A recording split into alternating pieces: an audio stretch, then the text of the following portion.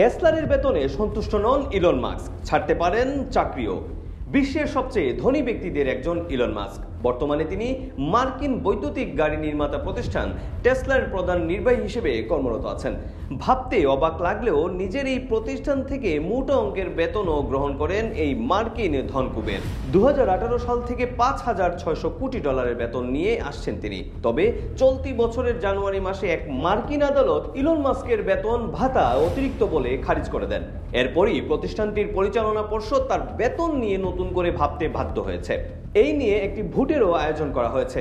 তবে এই ভোটের আগে মোটা অঙ্কের বেতন দিতে রাজি না হলে মাস্ক টেসলা থেকে সরে দাঁড়াতে পারেন বলে সতর্ক করেছেন কোম্পানিটির চেয়ারম্যান রবিন ডেনহম।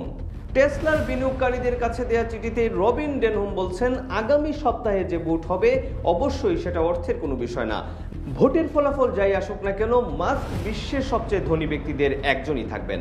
তিনি আরো বলেন, আগামী 13 জুনের ভোট বিপক্ষে গেলে মাস্ক টেসলা থেকে সরে যেতে পারবে না, বরং কোম্পানিতে কম সময় দিতে পারেন। 2018 সালের ইলন মাস্কের 56 বিলিয়ন বা $5,600 কোটি মার্কিন বেতন অনুমোদন করেছিলেন টেসলার বিনিয়োগকারীরা।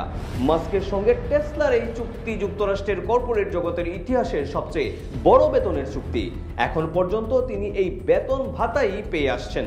তবে চলতি বছরের জানুয়ারি মাসে ডেলওয়ারের এক আদালত তার এই বেতন ভাতা খারিজ করে দেন। আদালত বলেন, কোম্পানির পরিচালনা পর্ষদ মাস্কের এই বিপুল পরিমাণ অর্থের ন্যায্যতা নিশ্চিত করতে পারেনি।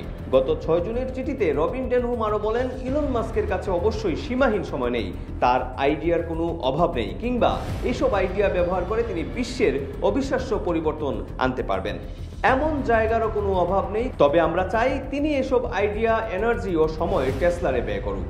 তবে এই জন্য পারস্পরিক শ্রদ্ধার প্রয়োজন। তিনি আরো বলেন, আমরা সবাই 2018 সালে যে সিদ্ধান্ত নিয়েছিলাম তা আগের চেয়ে অনেক বেশি গুরুত্বপূর্ণ। টেসলা যদি ইলন মাস্কের মনোযোগ ধরে রাখতে চায় এবং ভবিষ্যতে অতুলনীয় ফলাফলের জন্য তার সময়, শক্তি, উচ্চাকাঙ্ক্ষা ও দৃষ্টিভঙ্গি অব্যাহত রাখতে চায়, তাহলে আমাদের অবশ্যই এই চুক্তির পক্ষে দাঁড়াতে হবে। ফিরবো নতুন কোনো সংবাদ নিয়ে, ততক্ষণ সঙ্গে থাকুন।